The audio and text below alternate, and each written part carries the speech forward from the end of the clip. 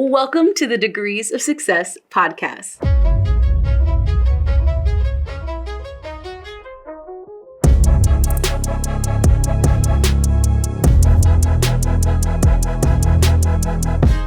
My name is Freda Richards, and I have the honor to be your host. And today we have an incredible guest. We are joined by Towanna Bazile. She is a powerhouse of inspiration, wearing many hats.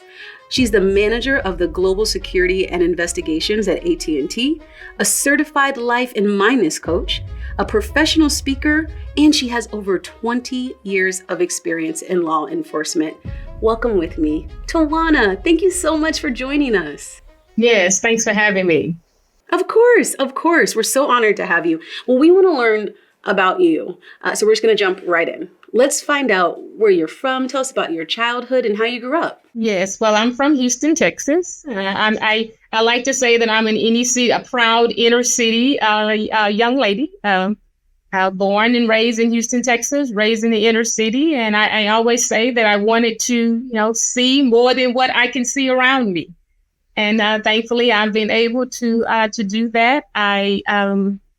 I'm very mindful of my roots. I'm very appreciative of my roots. I do believe our roots shape who we are in one way or the other. And hopefully for me, it was for the better. Oh, I'm confident of that. Since you're proud of your roots, tell me about that. What does that look like for you? What roots are you proud of?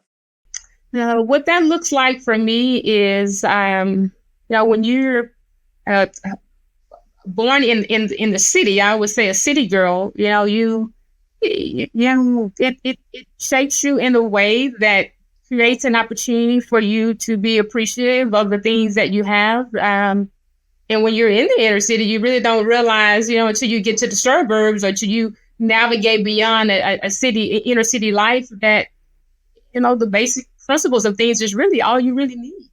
Your family, your loved ones, the vision, the dreaming, and the world is still yours. Absolutely. Tell me when you recognized your vision for your passions. Ooh, I recognize my visions for my passions early on. And I've always been talkative. I always like to describe myself as the one with excellent grades, but the check minus for conduct. So because of that, I learned early on my passion for visions by self-entertaining myself with, I have visions of myself now, memories of myself now of being in the bathroom with the door closed with all my books on the floor. And I would say I was teaching the class.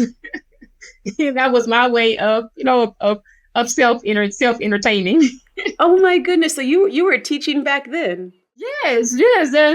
I have very fond memories of me. That's how I would, I come up in a time frame where we didn't have a lot of what we have now. You didn't have, video games per se. We had the Ataris. We had the Ataris. I could remember for sure. But, the handheld devices that we have now, we did not have those then. So a lot of the things were dolls or toys or just your self-imagination. And my self-imagination for me was teaching and talking to my books about whatever it was I wanted to talk about. And I'm still talking today. I'm still talking and inspiring and doing all the things that I think I innately am here to do. Yes. And so to answer your question very from a brief standpoint, probably around 5 or 6 years old, I envisioned myself being all that I could be. And even though I'm at the age I am today, I still could envision myself doing even more. I think life is a good lifelong learners. I think life is a journey. I do know that I think the moment you stop thinking that there's not more for you to do and or learn, you're basically stating that, hey, my time here is served, and that's not the case here. I get up each day and I just say, okay, Lord, what do you have in store for me today? I want to keep going. Oh my goodness. Agreed. So you have an incredible drive, not just for your career, but for life in general. And I know that you have a philosophy that includes 3 very clear words that you live your life by. Could you tell me more about that? Faith, family, fashion, mind, body, and spirit. Faith, family, and fashion. My faith is the core and essence of who I am. That's where the spirit comes from. Spirit and faith, to me, all goes hand in hand. I do not believe we're here by chance. I do not believe we're here just on coincidence. We are here because the Creator wanted us to be. Now, we need to find out why we're here. And I do think each of us have a purpose for why we're here. And that purpose, the sooner you identify it, and I do recall stating that for me, it's what I do at the core of who I am that makes a difference that I would do for free. It's something that you do very easily. Some people is baking cakes. Those cakes can change the room around. For me, it's just being innately who I am with inspiring people, with just using my faith as a driver for all things. And then family, of course, your family is how you got here. It's your family. For some people, family may be an extended family, may not be, those that are blood to them. Family could be a number of things. It could be the associations you're a part of. It could be your family. It could be your work. Family, and then of course, fashion. I love fashion. I love clothes. If I wasn't in the industry that I'm in now, early on, I would say that fashion would be the course that I would, the direction that I would take, and that was the direction that I thought of, early on. And then the mind, body, and spirit. Along the way, mind, body, and spirit became a core function of me because your mind is powerful. I always say that you drive your mind. You can park it if you want it. You can drive it wherever you want to go. And hopefully it's not parked. And then if it's parked, just park it for a moment to get the rest that you need and to drive to the next stop so that you can keep your mind fresh and stimulated with, positive things, positive images, positive thoughts. And then your body, we are what we eat. We are what you just get one. You can't, you can maybe have to change some parts out, but ultimately you get one. And what you feed it is very important. How you exercise is very important. And then, of course, your spirit, as I mentioned earlier, the spirit is what aura are you releasing? Is your energy when you walk in the room? Are you changing the room for the better or are you changing the room for the worse? I do think we're all in a bundle of energy and our spirit ties into that. And so faith, family, fashion, mind, body, spirit, it's all intertwined for me. In those six, it's really the essence of who it is that I am as a person. And I try to operate in those as often as I can. It doesn't get easy, as I said before. Even though I'm accomplished, we've all had our fair share of disappointments. Life without disappointments. You hadn't lived just yet. If you hadn't had a disappointment, just keep going. It's just the nature of nature of life. So your faith, I think for me, is what I use to pull me out of those disappointing moments to say, hey, maybe it wasn't my time, or maybe it wasn't God's time, maybe it just wasn't what He wanted me to do, whatever it may be. And you regroup, you gather your girdings, you either cry for a moment, you cry, and you gather yourself, composure together, and if He woke you up, you live to see another day. Yes. Let me ask you, I hear that your faith is very important to you, and I can completely understand that. Do you have a particular verse that guides you, leads you, or is one of your favorites? It's always been Jeremiah 29:11. That is what I go to when I have to remind myself in some challenging times. That's what I go to. I also have learned to love Mark 11:24, where you say, mountain be thou removed. Or whatever the mountain is, you trust that, it's going to be removed. It may be in the way for a moment, just for a moment. That's right. That is right. That's an excellent one. I heard you say that faith was important to you. And of course, family is important to you. Tell me about the inspirations in your life that helped create you be this positive force. Well, I did mention previously my godmother. She's my son's godmother. She recently passed. It's been about 2 or 3 years ago now. And it was very profound when she was aware that she was dying, basically. And so she was preparing for her end of life. And she had stated that she did not want an obituary. And so when I asked her why, she said, well, with all the things that I've accomplished, I just want my life to speak for itself. And I don't think there's anything that I need to say because those who know me know the life that I've lived. And my Creator know the life that I lived. So that we don't need that. And she didn't have that. She had her picture, she had her birthday, and of course, they included the day of her homegoing, and she didn't have an obituary. And I thought it was very unborn. It was filled with a lot of humility And it really touched me as well.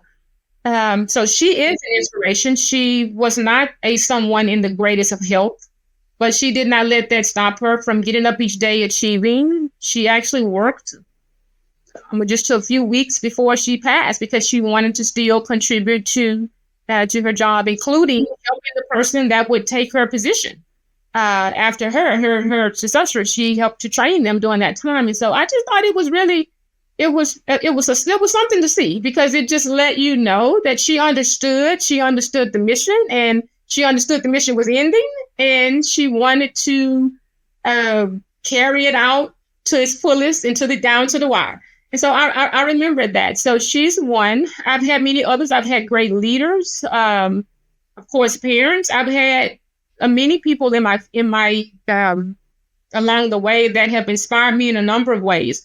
Whether it been a leader that led through challenging times, whether it be, of course, a parent, a mother that was a single mom that did the very best that she could to provide what she could within the reason that she could, that is probably a contributing factor to the tenacity to take life by the horns and just go. So a number of people. My godmother, my mother, and then great leaders along the way have definitely been those that have challenged me to be the best that I can be. And I can always not include great teachers because a lot of times we just I won't say we overlook the teachers. A lot of times they're not maybe at the front of people's minds.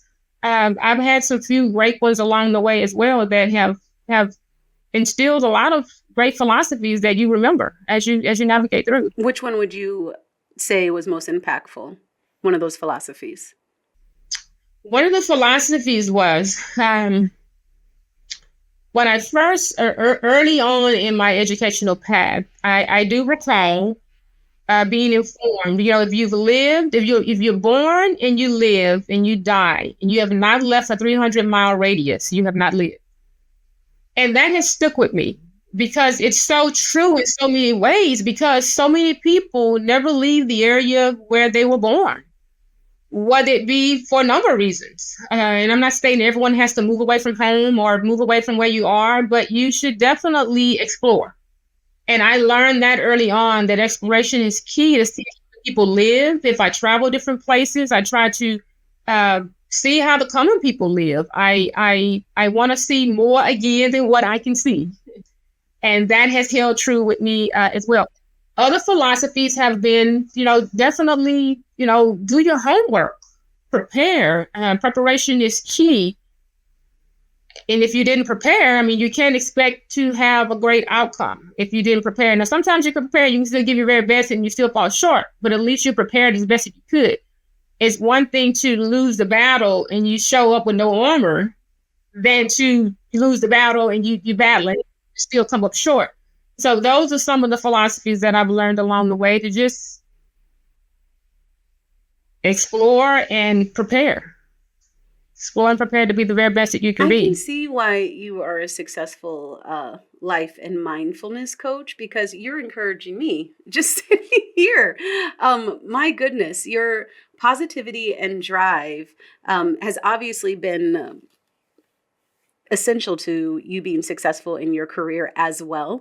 I'd love to just kind of go down your career path, because it started in the public sector and then moved into the public, and you've done things as far, you volunteer, you're giving tours in museums. I want to hear all about your experience. I started out in law enforcement. I spent many years there. Close to 17 to be exact. An excellent foundation. Excellent foundation. I mentioned fashion earlier. It was either fashion, or I ultimately initially wanted to be a district attorney.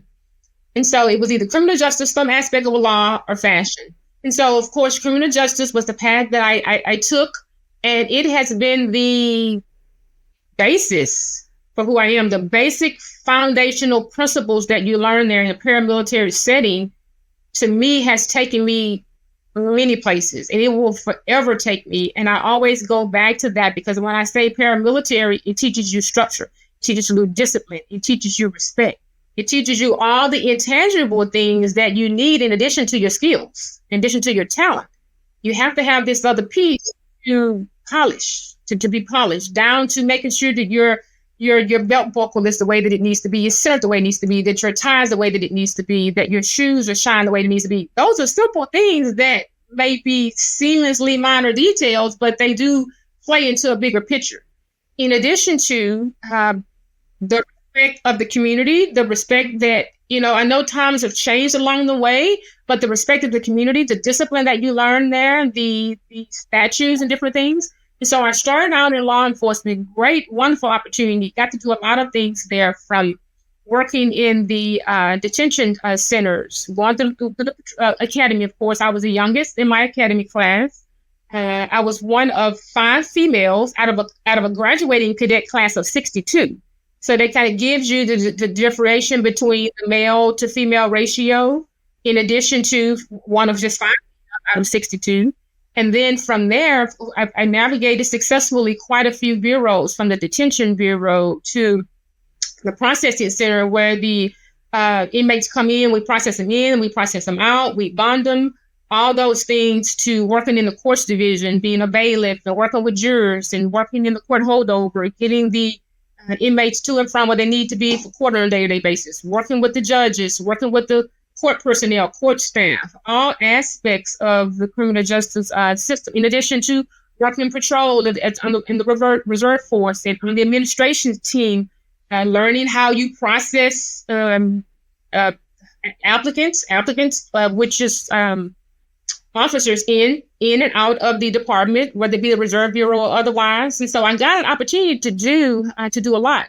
What I did not quite understand, I always tell people is, and I tell young adults now that are entering into law enforcement, or those that are entering, because you can enter at any age or stage depending upon the department, make sure you fully understand the path that's needed to get to where you want to go. It's not just getting the job. You have to understand how you want to navigate in the job. A lot of people don't quite understand that. And I do tell a lot of people that today, when you're applying for jobs in different roles and the different mentorship capacities that I have, understand what it is you're wanting to do and how it is you can get there. Because what I did not understand is, if you didn't promote early on, you lose seniority. Your seniority was based on your promotion date. And so if you sit there and you let 10 years get underneath you, regardless of why you're sitting per se from not promoting, whether it be you're in school, whether it be you have a family, whether it be a number of reasons, when you decide to promote, you have to keep in mind your day of promotion now becomes your day of promotion date. And that's the date at that time that was considered for a number of things, from your day hours worked, for a number of things. You may have 10 years with the organization, but you have 1 year of sergeant, or 1 year. And so there's a differentiation there. Also have to be mindful, in those days, we also had what we call a bidding process, where you would bid based on your gender. It may seem very discriminatory, but it has to be that way, because you do have female prisoners, and you have to have a number of females to be able to help the females. So we had a female bid and we had a male bid. So you may have all the seniority for the male group, females over here that's carrying 15, 20 years, you may have 10, and it's just not working out for you in terms of what you're trying to do. So you have to kind of understand, it's very technical. You have to understand kind of what it is you need to understand. But it was a great opportunity. I'm still very connected. It's a career path that I tell anyone, I don't think it's one that no one should not consider. If it's something that you want to do, you have to be people oriented. You have to be service oriented. And I've always been service oriented. And I know that the service oriented from my mother was a social worker. And so I saw her in different communities, helping different people, showing up in different places, helping the community through social work activities, whether it be for her job or whether it be her volunteer, because it all went hand in hand. And so from the law enforcement capacity, I did navigate on to the private sector, got a great, wonderful opportunity to be a supervisor in the loss prevention department for a large pharmaceutical company, and a CVS pharmacy, to be a matter of fact. And that's another wonderful opportunity, because here's why. In the public sector, you're working with the public in so many different capacities. In the private sector, you're really doing the same. People don't realize a lot of things that go on in the public world happen inside of corporate organizations, just from a different perspective. And you need to have someone that's the gatekeeper for what's going on. Law enforcement may be the gatekeeper publicly, and you have the loss prevention departments, risk management departments, a lot of different departments, asset protection, that are the gatekeepers within the corporate sector. And so that was a natural trajectory, natural progression there. And from there was a supervisor role. I got an opportunity. Again, back to what I mentioned before. I got an opportunity to be a supervisor coming in the door. And so for me, although I was going from public to private, I was elevating in my career. I was advancing in my career because now I won't say that I wouldn't be able to be a supervisor. Previously, I would have to wait a little longer in order to get that done. I now realize that. I did have an opportunity to be a sergeant in a reserve bureau for another county entity, and that was a wonderful experience as well. But in the private sector, I was able to be a loss prevention supervisor, overseeing all things safety, all things security. I learned so much about OSHA and workplace safety, how to build all of your different programs and plans that you need, from bloodborne pathogens to lockout tagout to emergency response. I learned all of that within that role from a leader who was also prior law enforcement. And so it really helped. I always love to take a listen to Steve Jobs' last commencement speech. It's very profound how he talks about the dots connecting. They really do connect when we look back. We don't realize it in the midst of, but when you take a look back, the dots connecting to get you where you need to be, back to faith. If you just go forward on faith, take the lead, the dots are going to connect at some point if you are on the path God has planned for you. They come together.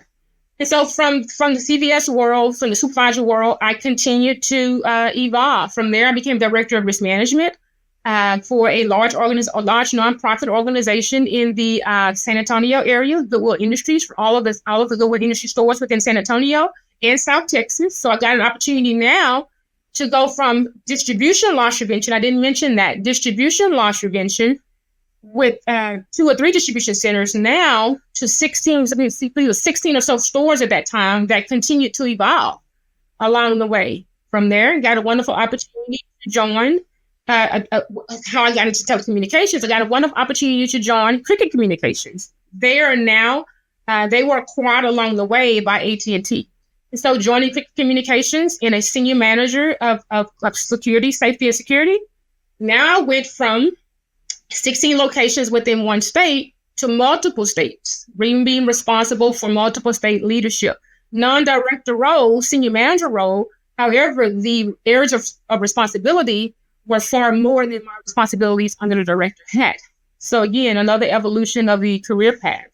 And then that, of course, AT&T acquired Cricket Communications, and that's how I come on board to the AT&T family within the role of senior investigator, lead investigator, which is also a managerial position responsible for all things global security and investigations, now again for an even larger conglomerate.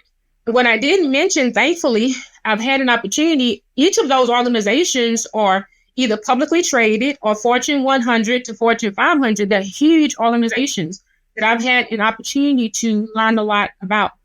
The way the University of Phoenix came about is when I transitioned from the public sector to the private sector, it had been some time since I had graduated with my bachelor's degree. And so for me, the consummate learner, I don't want to feel like I'm in a situation where I can know more or learn more and I'm not prepared because I didn't do that.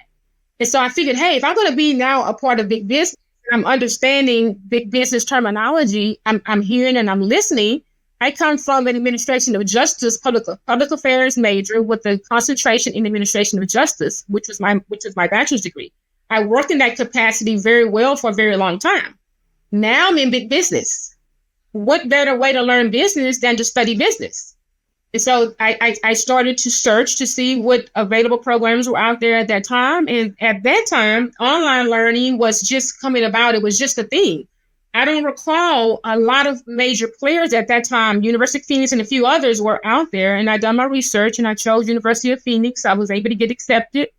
And the rest is history. I worked while at CVS Pharmacy. I worked full-time, family and all, studying after I got off of work, early morning hours, getting it done. And I got my master's in business administration. I remember those courses to the T because the terminology that I heard at work from KPI to all the things related to finance and all things related to marketing, it all tied in together. And thankfully, the very year that I graduated from University of Phoenix, I got the director of risk management job. And I always say, I'm confident that me being a recent graduate, MBA graduate, me having the public experience, now the private experience, and the supervisory skills allowed me to step into that role. And I successfully stepped into that role. Now, from managing the safety and security programs, now I'm developing policies and procedures myself, and I'm having those implemented throughout the organizations.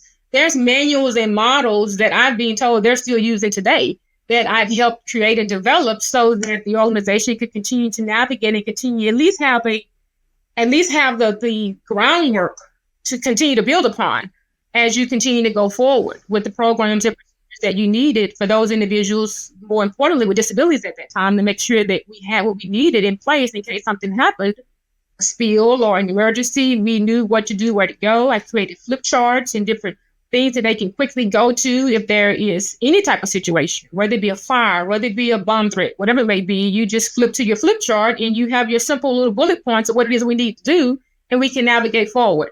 And so that just evolved. And again, to now, it's global security and investigations, all things related to global security, security functions, all the way down to investigative functions for Fortune 100 company at this point. So I think my career evolved. It has evolved. Now, some may ask, would you like to get a doctor's degree? I don't know about that right now. I'm still learning and evolving. I've gotten some certifications along the way that have kept me abreast within my industry. Certified forensic interviewer. I interview on a daily basis, on a regular basis, and for a number of reasons, whether it be investigatory or whether it be just interviewing in general. And those particular designations have helped, as well as a lot of different OSHA certifications. OSHA 10, OSHA 30, those for people who are in the field, they know what I mean. You need those to understand the basic principles of safety. And I know that was long and winded, but no, that was excellent. That's been my path. Thank you for that in-depth dive into your career path. As you were speaking about it, I know that myself and probably the listeners are thinking, my goodness, it's opportunity after opportunity after opportunity, and it continues to grow. Tell us what that looks like. How do you continue to move forward in that way? If you were to suggest to our viewers or even to myself, what does that forward motion look like, and how did you get there? What did you implement to be able to continue that forward motion in your career path? This is an excellent question, because that's where the mind, body, and spirit comes in. When you are in positions of leadership, positions of responsibility, positions of results, you have to continue the results. I always tell people, your project was successful yesterday, yes, but you have another project coming, and you have to be able to maintain that level of success to remain competitive, to remain all things that's needed. So it can be overwhelming at times. Talk about the other side of it. I've had times where I may not have been able to eat a full meal without my phone ringing because someone needed me. I needed something that was going on or something that was happening, whether it be publicly or whether it be privately. And you're doing all that, you can't answer the phone and go off on people. You have to still be able to maintain your composure back to the public sector. You have to maintain the roles that I'm in and still in. You have to be able to respond in the midst of chaos. And so that means for me, I still have to respond in the midst of chaos. I'm in the department where this is the department where things are happening. They need us to respond and need us to do something that could be, heaven forbid. And so we have to still show poise and be able to execute. Back to the mind, body, spirit. If you don't have your mind right, if you don't have your body right and your spirit right, you could fail the people that's dependent upon you. And you can even, quite frankly, fail yourself. So because of that, I remind myself of that. And that's where the mindfulness come in. I got to a point along the way, just through life experiences, whether it be personal experiences, personal challenges, business challenges, or whatever it may be. What do I need to do now for me? What do I need to do to make sure that I'm well, that I'm whole, that I'm sane for all the people that need me? I can't tell them I can't show up for them because they need me. And so that's where the mindfulness come in. I got my mindfulness certification, and it meant the world for me to learn how to now regulate me when people are needing me, whether it be to just take a few deep breaths, whether it be to center myself, whether it be to meditate, to practice mindfulness, whether it be to eat better. We are what we eat. Am I, on those days where I'm going I may not be able to get a fresh meal, what am I choosing to pick up? Am I picking up a bag of chips or am I picking up an apple? It makes a difference. And then back to the spirit, what are you telling yourself in the midst of all of this? Are you telling yourself, well, whoa, this is the end. I can't do this. This is too much. This is overwhelming. Why is this happening to me? Or are you trying to find that silver lining? Are you trying to find that glimmer of light to see, hey, there's a light at the end of the tunnel here? And I get that, again, from the public sector, in an academy setting, from a great academy instructor that, bless his soul, he's passed now. He would always tell us, if you think you're going to die, 9 times out of 10, you're pretty close to it. So if you continue to think that there's life in this, continue to think that no matter how glim it looks that there's life, you're speaking life. And if you always speak life, and even back to the Bible, it speaks about life. You have to speak life. If you're speaking life, then you're giving yourself an opportunity to live. And if you're speaking death, you die. Whether you're still up and you're dead, a lot of people are living, but our life is their tongue. Many people are living, but they're dead inside. They don't have any drive. They don't have any hope. They're just taking it one day at a time, and they're literally living I won't say miserable. They're living a non-purpose life. I always say, find something that you enjoy, dig into it, and allow that to be the outlet that you need as well. I tell a lot of people, your work you do day to day, you love your work, that's fine. If it's something else you'd like to do, outside of work, that's not a conflict of any sort, and you do that. Whether it be you join whatever it may be, a skating group or a cycling group or something, to give yourself the exercise and additional community that you need. Community is important. I just attended, as a matter of fact, a training program where one of the speakers said something very profound. They had interviewed people on their last stages of their life, and the question was, if you had to do anything differently now, what would you have done differently? And they say that they would live the life that they would want to live, not the life that others expected of them.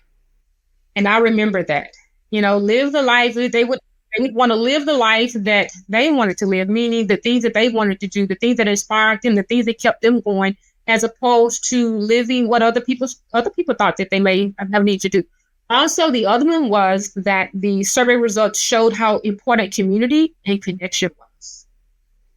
Community and connection kept those individuals that had made it in life a long time. They had community and they had connection. For me, personally, it seems like some of those things are a little bit of opposing, right? So we have our community that we want to pour into, we spend time with, and when they need us, we're there, and vice versa, right? And that's what, honestly, personally, drives me, being able to be there for my community, which is family and close friends. And then they're there for me as well, and have done some, incredible things in the ways in which they show up. But then, as we're speaking about that drive and self-care, essentially, where does that line come from, right? Because with work being demanding and wanting to be 110, then you have school wanting to be 110, right? Anything you make a commitment to, you clearly want to be the best at, or give your best. And then you have your community, and then I know that you have children as well. So how and where did you find time for self-love and appreciation and filling your own cup, and then balancing your family and that community and your work and school? These are awesome questions, and that goes back to the life coaching and the mindfulness, because I needed that for me. I literally got to a point to where I was having some challenges in my physical body that thankfully was not resulting into anything. And ultimately, the diagnosis that was ultimately taken was just stress. Was an overwhelming amount of responsibilities that my body had reached its breaking point. So where my body was now responding in ways that was showing signs and symptoms of there being a problem, when thankfully there really wasn't. All the lab work, all the different scans or different things that was being done were coming back clear. So ultimately, you don't have there's nothing can really show, you're just overloaded. And so that's where, if you don't balance yourself, I've learned the hard way. And so because of that, that's why I talk to people in many settings. And when I say I'm a certified life and mindfulness coach, this is purpose work. This is calling work. Mind, body, and spirit is calling work, because that's not work that I do that I'm being paid in any capacity. That's what I did for me, to help me. And I use that as I navigate forward to help others. If it leads to other opportunities, it leads to other opportunities. But for me, I needed it for me first. You have to put your own oxygen mask on first. Back to what they tell you when you're on the airplane. You have to secure your mask. And if you don't secure your mask, you have for anyone else. Back to the public sector. If you don't believe that you can breathe, then you won't. You will literally feel like you're suffocating. And I've been in those situations where you feel like you're either having a panic attack or something's going on because you're overwhelmed. And so what I've learned, a great leader told me along the way, Tawana, you're there for everyone. You show up for everyone. And at the end of the day, I'm sure your to-do list is still there. Your task list is still there because you've put out everybody else's fires. What I need for you to do is with graciousness, don't allow your clients to control your day. You control theirs. You let them know it's okay for you to get back with them. I've gotten your request. There's a few others ahead of you. Let me get back to you. Can I get back with you tomorrow? Can you give me 48 hours? Don't feel like you have to put out every fire all the time right away, because people will expect you to do that. And then ultimately your calendar is not full. I've learned the power of no. And I will be honest, it took me over 40 years to do that. I've learned the power of no, and I've learned the power of prioritizing what I need to do in its level of importance. And for me to know in what it is that I do, my day may not go as planned, because this is an industry that I'm in where emergencies can happen. Things can happen that take you off course. The world that I'm in would be understanding that. But at least knowing if it's something that's not a true emergency, then I've categorized what needs to be categorized, and people learn to respect your boundaries. If you let them know, hey, I'm going to need a few days. If they give you a project deadline and they tell you, hey, I need this in 2 weeks. If it's something that you absolutely cannot meet, depending upon other assignments that you may have been given or other things you have going on, then that's when at open dialogue, you should be free enough to express yourself, to say, hey, this is what I have going on. This is what I'm doing right now. Is there any way we can kind of adjust the schedule or adjust the timeline or deadline, or at minimum, let whomever know you want to have to get back with you. And so that's how I balance. I also balance and make it sure I take time for me. Now, it's not as easy sometimes when your kids are younger, because they have their own schedules as well. Thankfully, I have the young adult and adult now, so it's a tad bit better. But when they were younger, sometimes you get off work. I always say, when you're really a progressive mom or a progressive parent, I won't necessarily say females, because men and women are parents. When you are a progressive employee, sometimes you get off, you have a whole other job you're going to. And for some people, that second job sometimes is more pressing than the one they just left.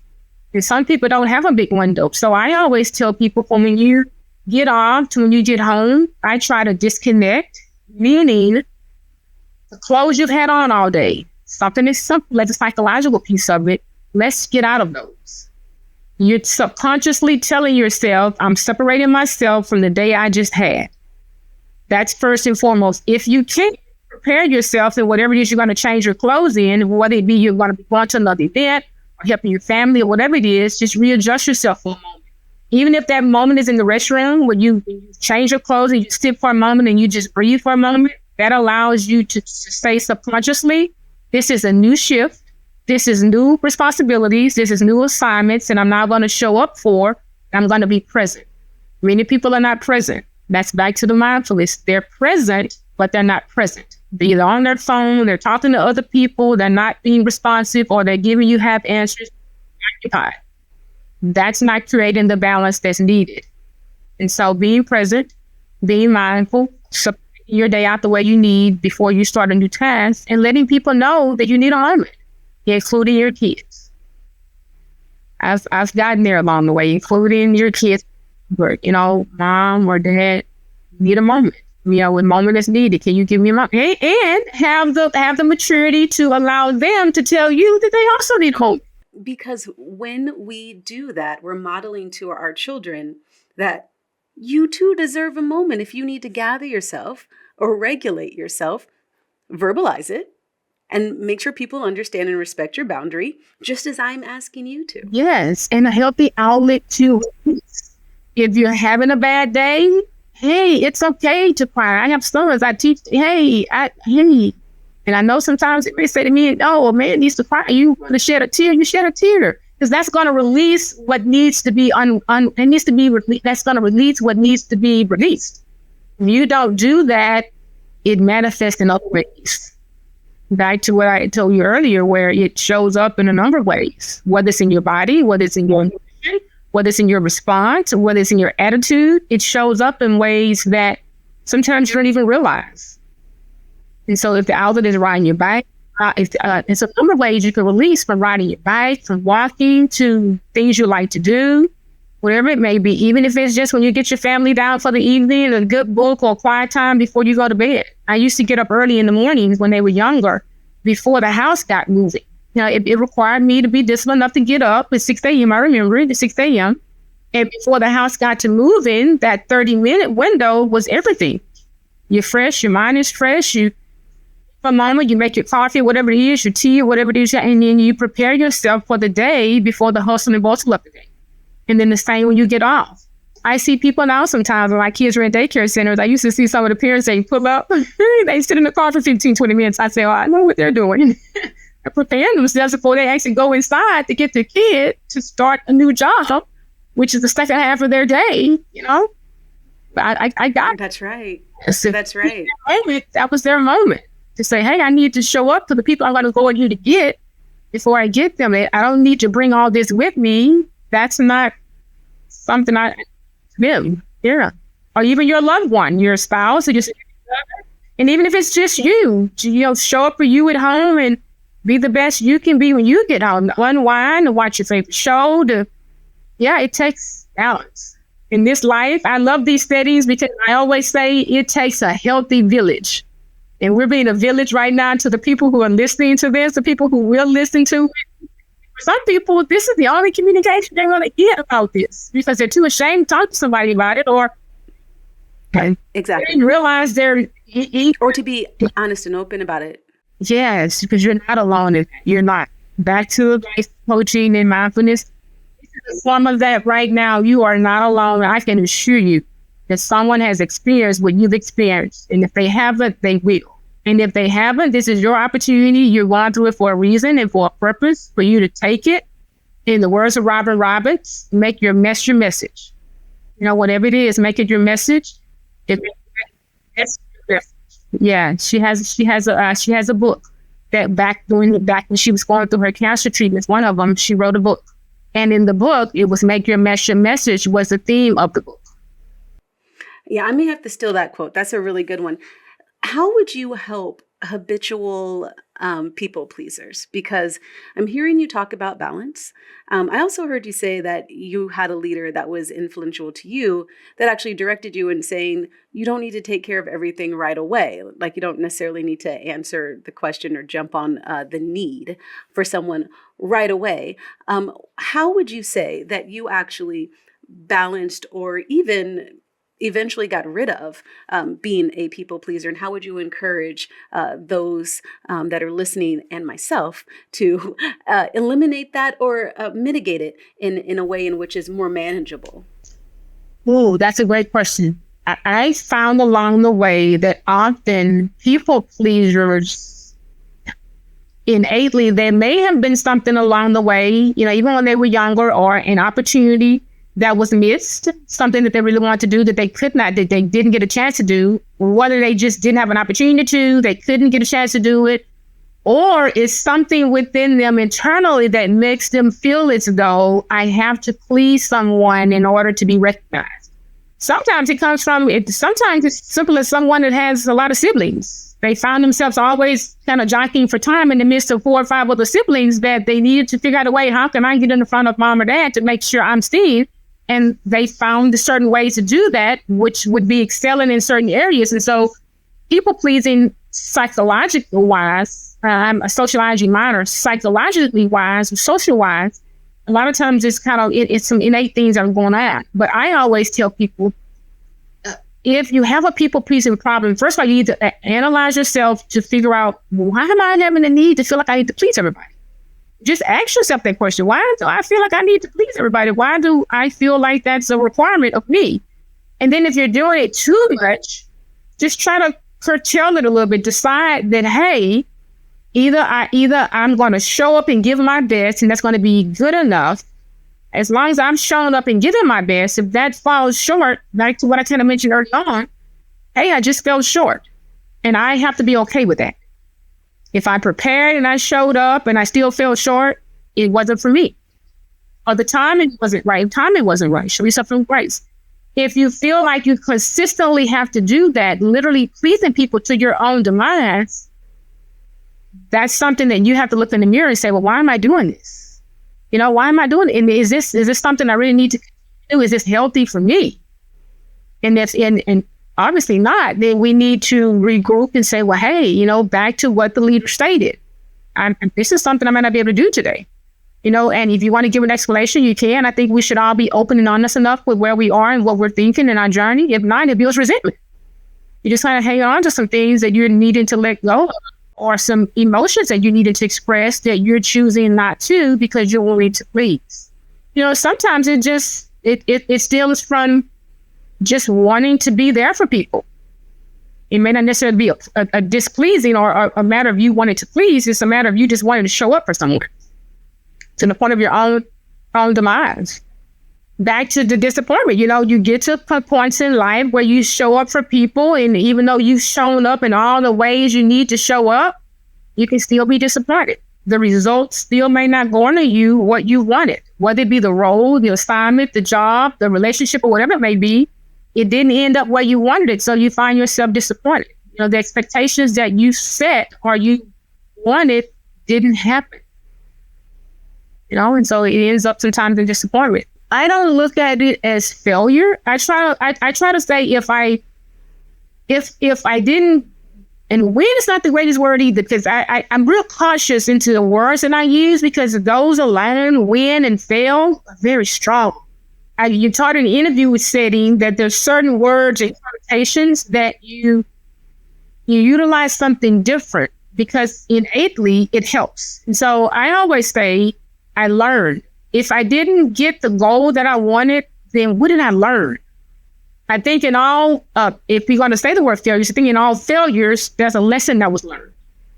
So I try to focus on, what did I learn here? I may not have got the goal that I wanted, but what did I learn? Was it me not being a people pleaser? I didn't need to please people as much as I thought I did because they didn't show up for me in the end. I need to not please as much. Maybe that was really one of the reasons why I was taken advantage of, because I'm wanting to please to the capacity of being used or being whatever you may have gotten. You have to kind of think that through. So I always say, I learned. What did I learn?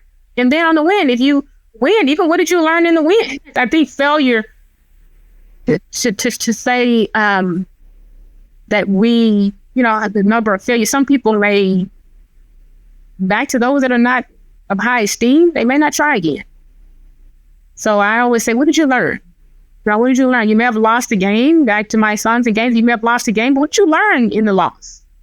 What did you learn individually, or what did your team learn? And then how can you all utilize that for the next game to hopefully win? The same with life. Back to disappointments. What did you learn through that disappointment to help you regather yourself, reset yourself, to get up and go it again for a different outcome?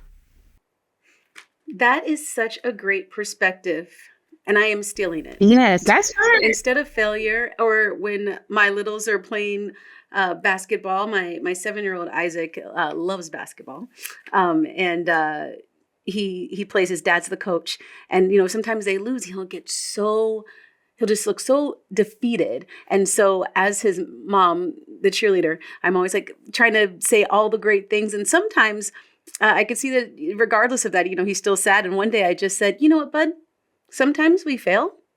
And as long as we get back up, that's all that matters. Now we know not to do that thing or how to be better, right? And it's in alignment with what you're saying. Me lifting him up and just saying, oh, buddy, you're like a great basketball player. And I loved that shot that you made and this.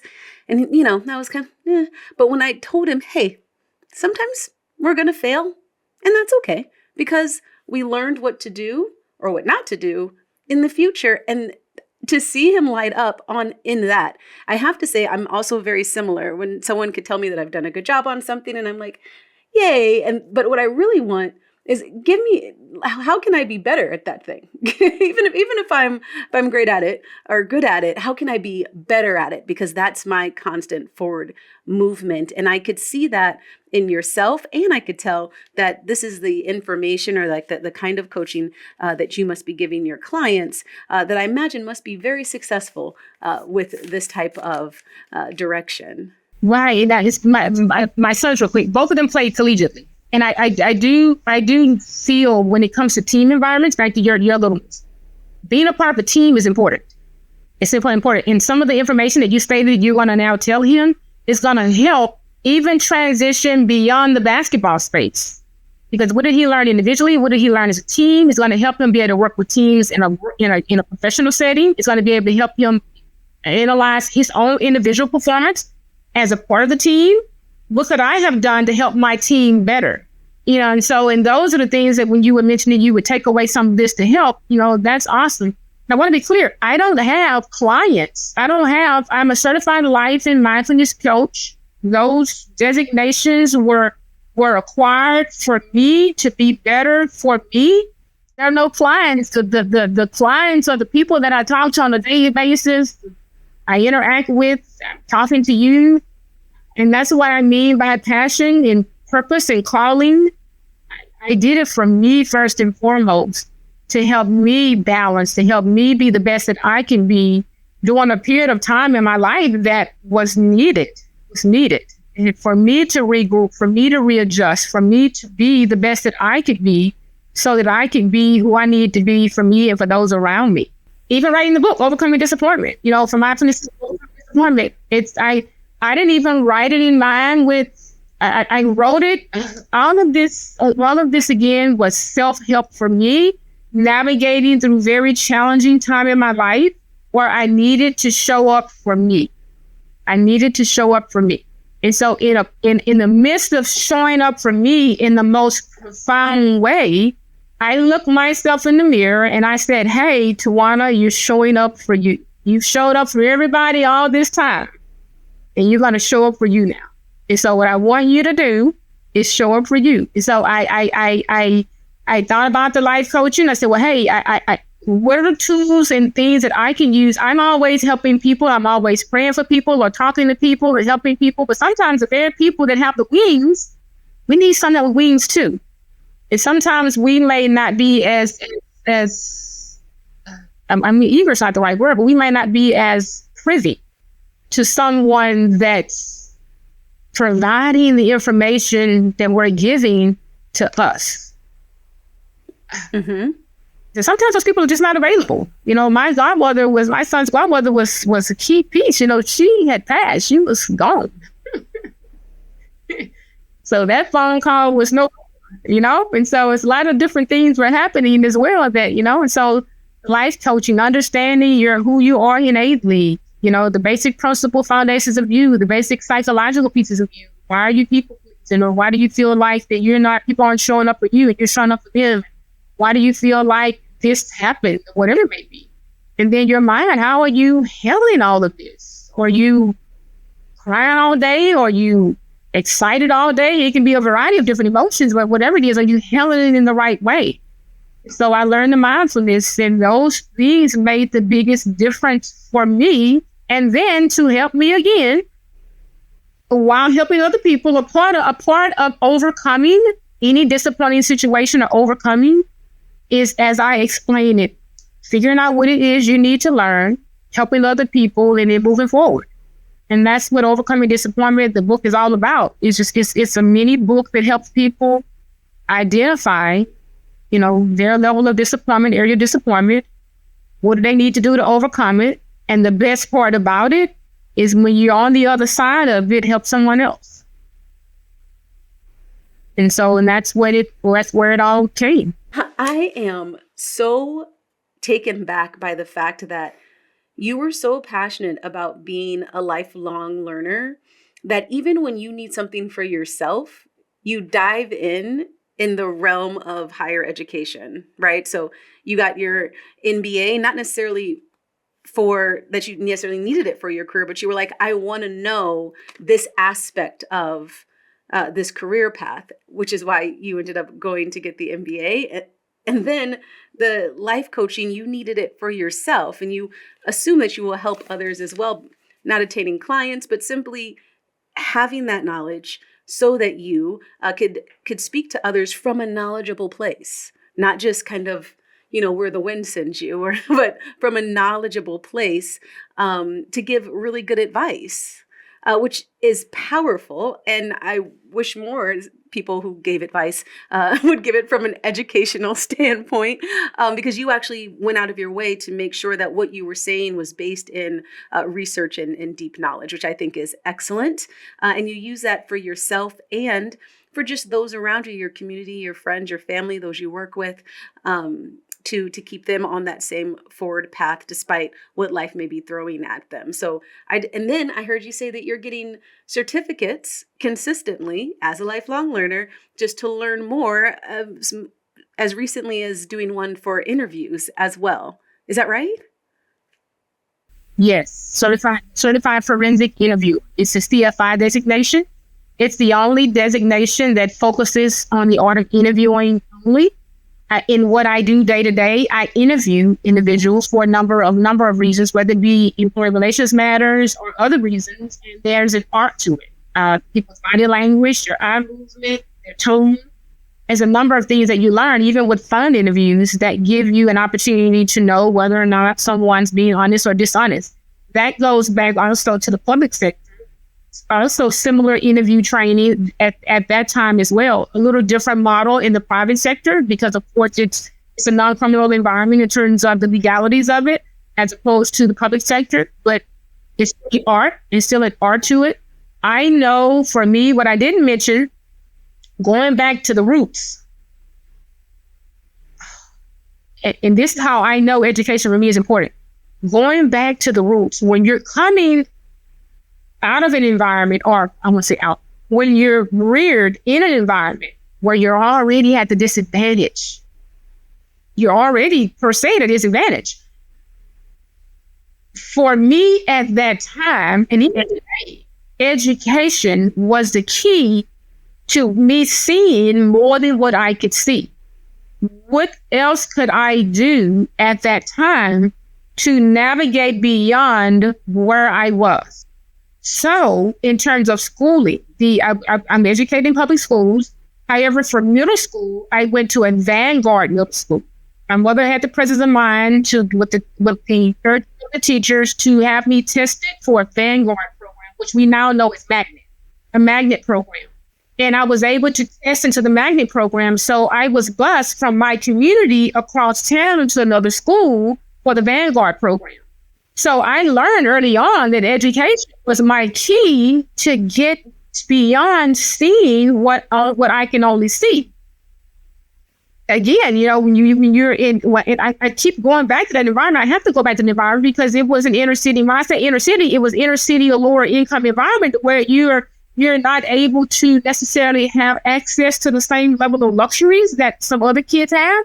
And so along the way, me going to middle school, I got an opportunity to go to school with students from all over the city.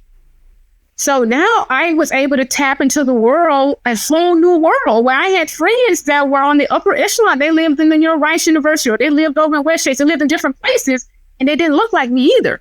And so I got an opportunity to now, that's from my community, where the community was primarily African American, to a community that was diverse, and education is what got me there.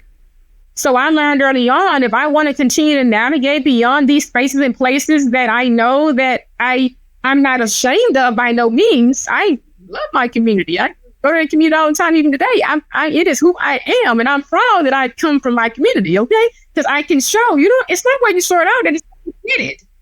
If you can't forget those behind you either, but it's not where you start. It's where you end up, and it's what you do, what you have. Because many people are on one side, and they still haven't accomplished as much because it just didn't work out for them. So I learned early on that education was a key for me to advance. And I've taken that by the hem, and I've done that in everything that I do. Knowledge is power. And I tell people it's the one thing that no one can take from you. No one can take that from you. You can show up with it, and unless you get some type of traumatic injury of some sort, that's something that nobody can take from you. So if you're going to show up, educate yourself, do your research, have done your homework, and try to excel as best you can. And if it's a situation where they're taking the top 10%, by then you try to be in the top 10%. The youngsters that I mentor now, you have to show up, and in the old words of grandma, show out. And if you just showed up and showed out and that wasn't good enough, but it just wasn't for you.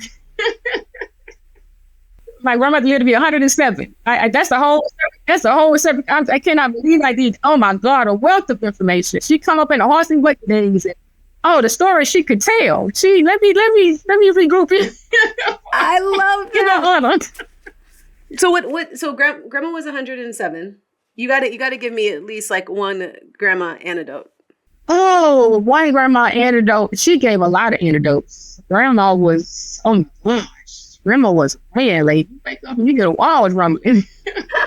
Number one. Okay. So I know she gave up. I know her messages made it. And number two, she believed that all things organic. All things organic. She didn't, she had a little farm and little chickens and everything was just homemade, homegrown. She believed in that. She believed in the old regimens, from the apple cider vinegar to the castor oil to the yes, and so that equated to her long life. And she believed, and speaking her mind, hey, she didn't let anything all up in her. So I learned down the line, though, when I was into her as I got older. So, she lived to be 107. 107 years old. That is incredible. She come through a lot. Can you imagine? Yeah. I was still in law enforcement when she passed, and the day that she passed, and everywhere when paramedics and people got wind that she had, the 107-year-old lady had passed, people were just coming and stopping by, just asking if they could see her. They had never seen anyone of her age. And when she passed, inside of her death certificate, when my grandmother picked it up from the mortuary office, mortician, they had a note in there that she was the oldest person that they had done an autopsy for that year, and she was the only one that had died of natural causes. And they said it was their honor to do her autopsy. Can you imagine? She died 107 with natural causes. Just old age, and just said she was starting not to remember us, and she wouldn't be here for Thanksgiving, and she wasn't. So she told you? Just slept and didn't wake up. Yeah, she told us. She said, I'm starting not to remember. I'm starting to have some memory issues. She wasn't walking anymore. Her spine had given out. She just outlived her spine, is what how the doctors explained. And so she was not bedridden, but she wasn't mobile. And so when she started not to remember us, hey, I don't have to ask, who are you again? And so I won't be around for Thanksgiving. And she wasn't. She just slept on and went on. Well, you're clearly keeping up with that lineage because you are exceptional. I could see the extrovert in you helping you in your public speaking. And I know that you actually professionally do public speaking. As you were mentioning, you'd love to do a commencement. What does that look like for you? And moving forward, what are your goals in that particular career? That's awesome. Speaking for me just came natural.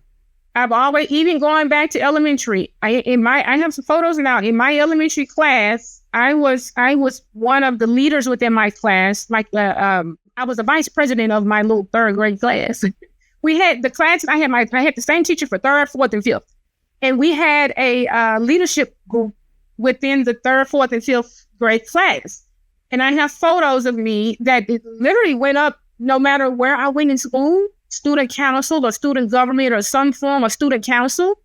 I was a part of. And so along the way, you build the speaking just by nature of what you've done, even as a child. And then from there, going through to high school, I've always found myself in speaking capacity. Even in the roles I'm in today, oftentimes when someone needs a speaker, or they need someone to represent the department, or need someone I'm voluntold, or I'm noted. And so people know I don't mind doing it. I'll show up and I'll get it done. Sometimes I can get it done just with a 5-minute notice. And so that helps when some people, they need a little bit of time to kind of deliver.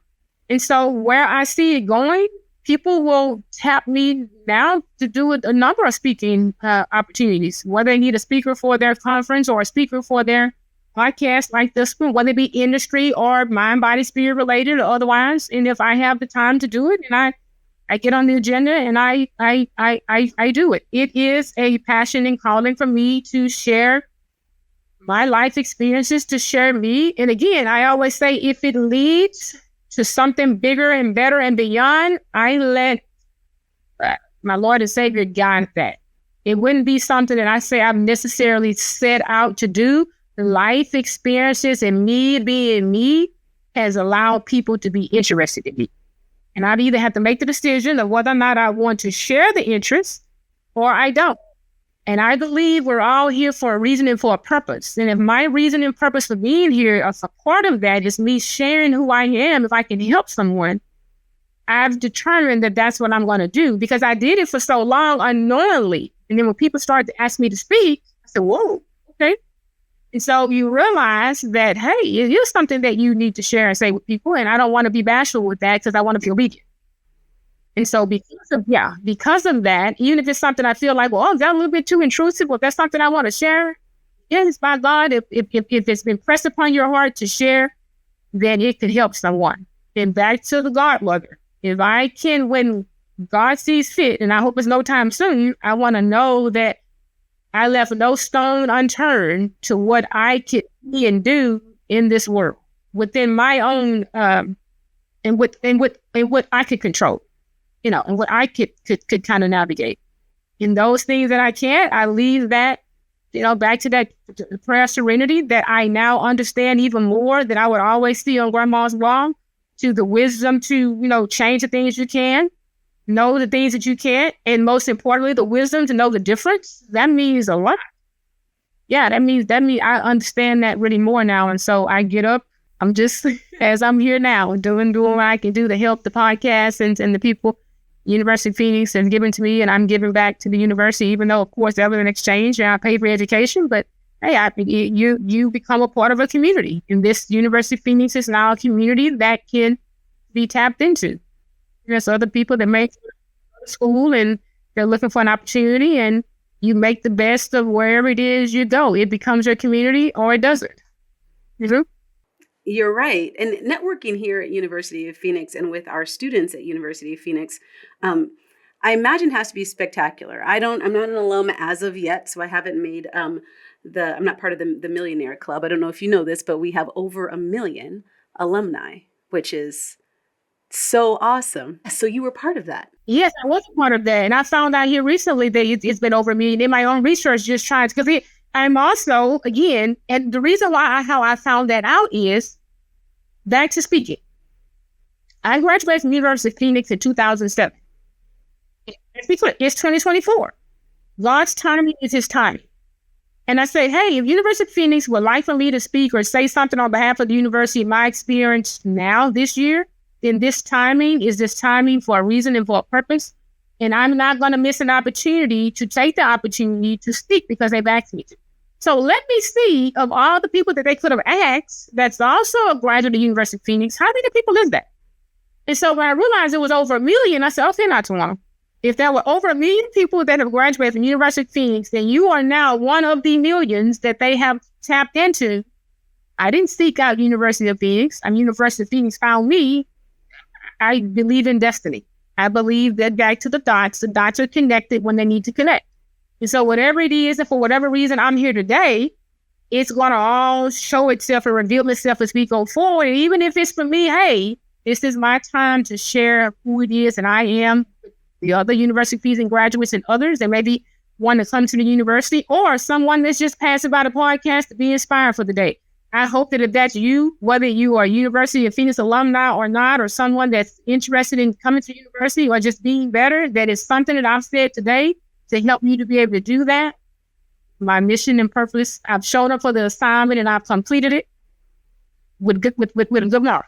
Yes, mission accomplished. Before we finish speaking about your accomplishments, I do want to lean into the book as well, because as you were speaking, you did speak about like the great knowledge that you have based on, all of your research and education and certificates.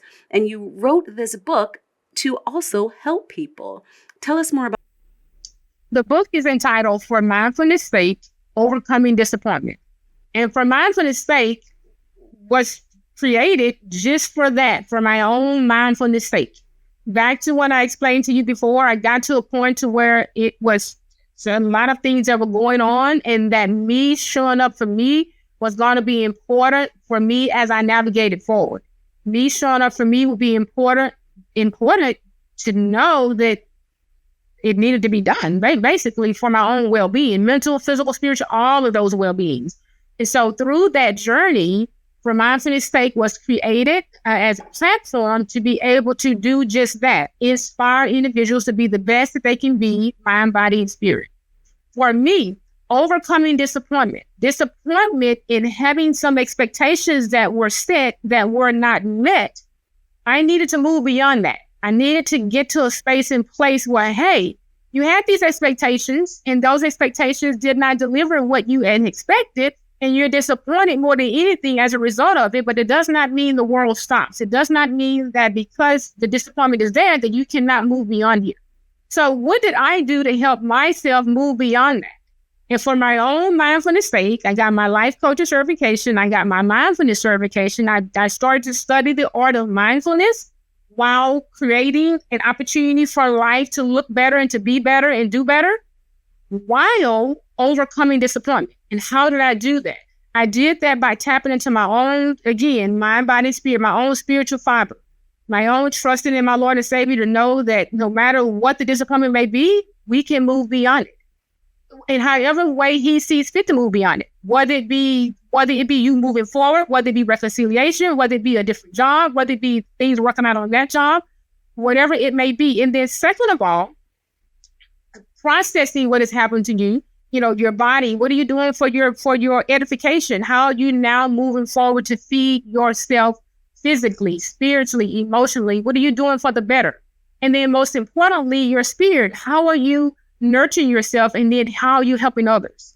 Can you help others in what it is you've learned to now do better in their own world and their own environments? And so that's where For Mindfulness' Sake, Overcoming Disappointment stems from.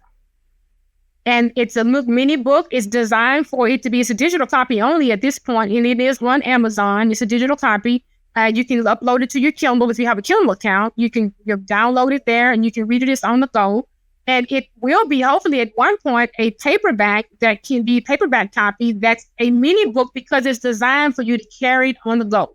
If you get to the point where you have that bad day and or a moment, you can flip it through on any given page. It'll take you to something that can help you that's very brief. It's not long at all. You don't have to get lost in it. It's designed for spirituality and for self-help, and it's a little mini book to help you be better version of yourself, mind, body, and spirit. Because we all have gotten we can do better and be better, and we've been disappointed for a number of reasons, and it doesn't mean the world stops. That's right. So we can get this book. Hopefully it comes in print at some point. But if not, then we could have it on our digital device and have like a Tawana just right there in our pocket to help us guide out of the frustration. Yeah. First book I've authored. I do have one more in me. It will. When I say one more, it's been in me for some years now. But it's going to take a minute for that one to come to publication in its own timing. People often ask, well, when you release the book, did you have a certain year? I'm led again spirit wise by the energy of what spirit says. If it's God's timing to release it, then I release it. If it's God's timing to write a blog post, then I write a blog post. I'm led by how I'm led when I'm led. I don't force. I've learned now I don't force anything. If it's gonna be, it's gonna be. If it's gonna end, it's gonna end. If it's meant to evolve, it blooms. If it's meant to die off, it dies off. I don't question any of it because our steps are ordered. The steps of a good person are ordered, and the righteous never go forsaken. And so, through my own self-help, and that's how it has meant. It has really changed things in so many ways. Here, just listening to your encouragement today has been great for me. I'm honestly myself taking all of these bullets like, yes, that makes sense. Yes, that makes sense. So I'm confident our listeners are doing the same. And when you were speaking before about stress and how that stress was literally like manifesting itself on the outside of you, like your skin possibly, or maybe your organs, or like it literally making you sick due to something that is, self-designed. It's here. And whether we can or can't do anything about that thing that we are stressing on, we are then causing ourselves more problems physically, emotionally, and even there's been studies about how it affects your brain stress, like how you could lose brain cells. Like there's a great study that they're continuing to do on stress and just how it affects the everyday person and how it could be so destructive. It could affect your vision. So much more. And so I love that you had actually been so transparent in saying that at one point when you were trying to balance all of these things, and though you were being successful in them, it still created a great deal of stress, which then actually affected your overall health. And to say that you have 2 children that have graduated from college and to see how youthful you look, it is clear that the way that you were moving with these, this new gratitude and understanding, that you have to move things and say yes to what you can say yes to and no to what you can say no to, is clearly working for you. You look incredibly healthy. You're glowing, and I know that I would want that for myself, to be just that emotionally and physically healthy and avoid of stress. So I'm going to have to pick up that awesome book to have a Tawana in my pocket during some hard days and remind me of some of the things that I could anchor to. Thank you so much. And I say now with pleasure. I've always said with pleasure. And tomorrow is my birthday. It's my 54th birthday. I say my age with gladness. Here's why. I've been here 54 years, okay? I'm over half a century old. Thank God I don't look like what I've been through. I want to know that I can share. It's just getting better. Yes, with age comes wisdom, right? Yes, age comes wisdom, and it's just getting started, okay? With age comes wisdom. Your kids are grown, and it's a whole new world can open up for you, or you can say, well, I'm getting old. Outlook is everything. You've had so many achievements, so many. Within those, which are you most proud of? Ooh. Wow.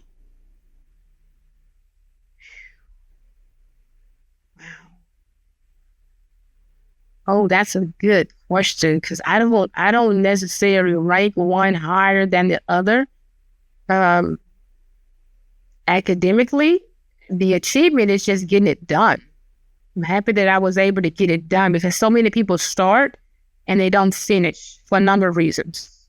And so I would have to say equally, it's getting it done, because that means more than the starting, as I mentioned earlier. It's how you finish. And so I was able to finish it in the midst of working in, young kids at that time, progressive role. Yeah, so the greatest accomplishment is getting it done. It's done. It's getting it done. That's excellent. Okay, we are going to jump right into these rapid fire questions. Are you ready? Yes. Book that changed your life. Rich Dad, Poor Dad. Early bird or night owl? Ooh. I'm an early bird now. Early bird. Your go-to productivity hack. Ooh. Go-to productivity hack. Ooh. Ooh. And I'm going to take it literal, okay, though. Just a little. There you go. Really. And then what do you do to relax?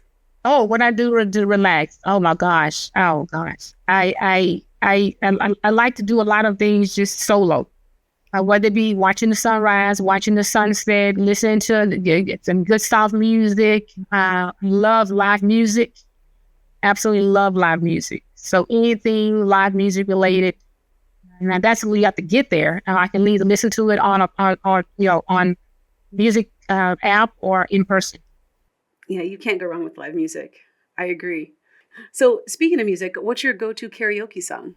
Well, I'm not a big karaoke fan because I can't sing. Unless I can. All y'all can, but I don't. And that's a great question because usually when you're out and about the karaoke places, I'm the one that find myself flipping through all the different songs, trying to see if I can. I don't have one. I don't. So what's your favorite song? Oh wow, and that varies. And when I say music, it's more like what's in right now. Oh, that's a good one. What's my favorite song? I like Whitney Houston, I'm Every Woman, but I wouldn't necessarily say that's my favorite. Oh, wow. I don't have a favorite. Yeah, I go to music, but I don't have a favorite song. Yeah, you can't go wrong with Whitney, but when I say go to music, it's not necessarily saying I'm going to one particular song. It's kind of like what's happening in the moment. What can I resonate with right then? I don't necessarily have a favorite song that I can think of right now. If I did, I would tell you. It would have came to my It's a lot. I'm thinking you're saying rapid fire. I'm thinking you're saying morning or night. tea or coffee. I may have to switch them up. They could be too in depth. I'm picking up what you're putting down. Tea or coffee? Coffee. Coffee. Yes. What's for breakfast? Oh, what's for breakfast? An English muffin with either peanut butter and jelly or either a bacon and egg muffin. Ooh, very good. You are healthy. I like that. What is your personal motto? Oh, my personal motto is, that's a great one because I have so many. Give yourself some grace. As I get older, just give yourself some grace. And you're doing the best. You showed up today, you woke up and you showed up, you put your clothes on, everything's matching. Your health is well. I mean, just give yourself some grace because it's not all that bad. When you really think about it, it's somebody somewhere that's doing worse. So just give yourself some grace. Give yourself some grace. That's a good one. Well, that's it. Your closing thoughts. Tell us if there's anything that you want to share with everyone. The floor is yours. My closing thoughts would be around grace. Yeah, I like this because, they have the, Faith Fridays in some settings. I do a lot of the playback of those. What I would say is that, life is what you make it. It's what you make it.